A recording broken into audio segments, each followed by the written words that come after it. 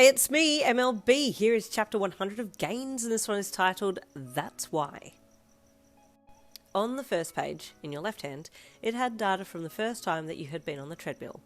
There were lots of stats that really didn't mean anything to you, but then under that it had your stamina and length of time run, etc. compared with other heroes.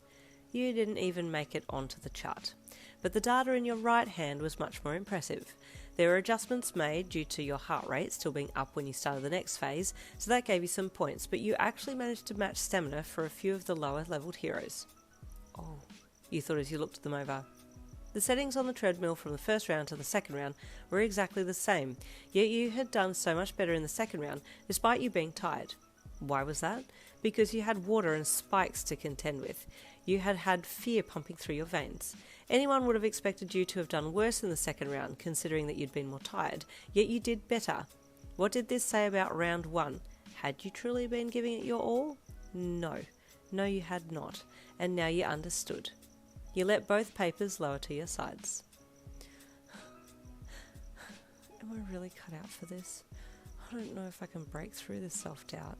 You thought as you stood there alone. Tears suddenly sprung up in your eyes, and you wiped them away, trying to contain yourself. But this had been a bit of an awakening moment for you, and it hit you hard. Thankfully, the place remained empty while you had a breakdown for a few minutes. Meanwhile, Arie was back on the training mats, practicing tackles and wrestling holds with a judo hero. Keep your left arm tight, she directed once the hero had grabbed her into a hold. Otherwise I can get out by doing this. She expertly grabbed a pressure point on his shoulder and he let go, allowing her to escape his hold. How'd you do that? He asked. There's a pressure point under the anterior deltoid muscle that if you don't have your arm tensed, it's open to pressure attacks. That's why I said keep your arm tight.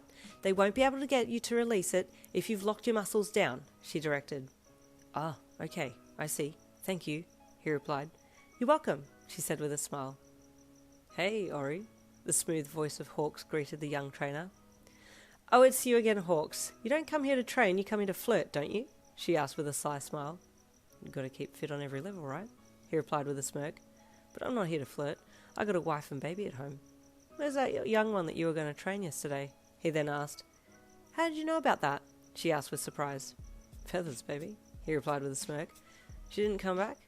She did, and we did a short round just now, but she hasn't come to find me, so I think she's out, Arie said matter-of-factly.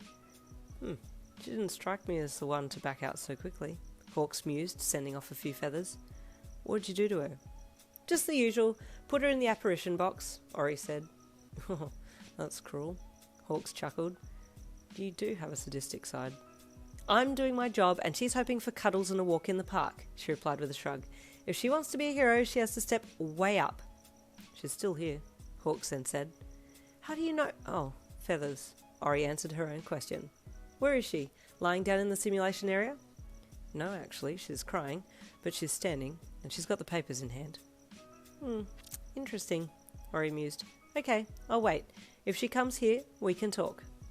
Well, get ready to talk, because she's walking now, Hawk said with a smirk. I did some background on her. She's from the light quirk lineage. Hold on to her if you can, she'll be good. Oh, I didn't know that. That doesn't really change anything, though.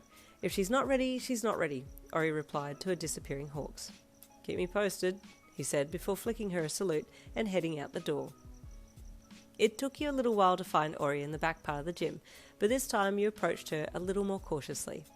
She saw you coming, but kept teaching before turning to you. I'm sorry, you said first, looking down at your shoes.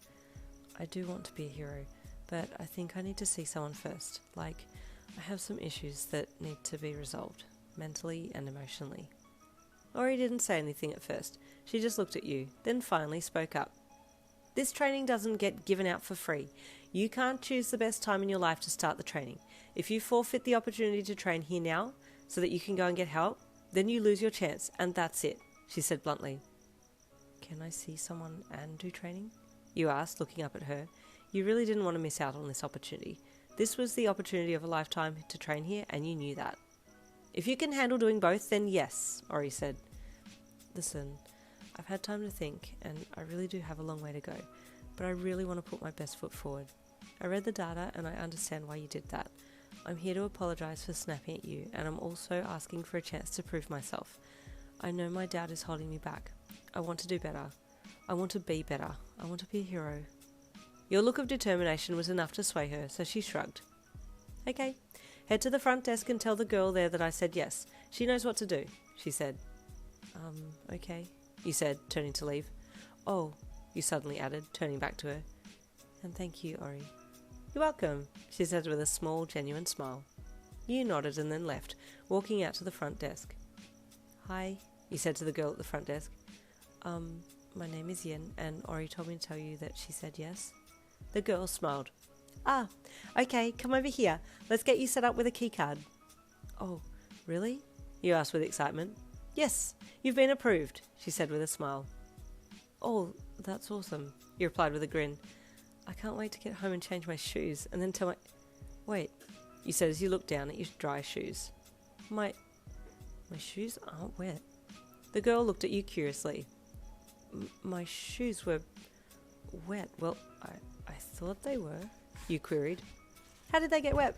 The girl asked as she set up the place for you to have your picture taken. I was in the treadmill area, in the box, and water was... You started to say. Oh, the apparition box, she smiled. The holograms and simulations are very realistic, aren't they? Your face fell. Oh, that's very mean, Arie. Well, stay tuned for chapter 101. Oh my goodness. How long is this book? 101 tomorrow. I'll see you then.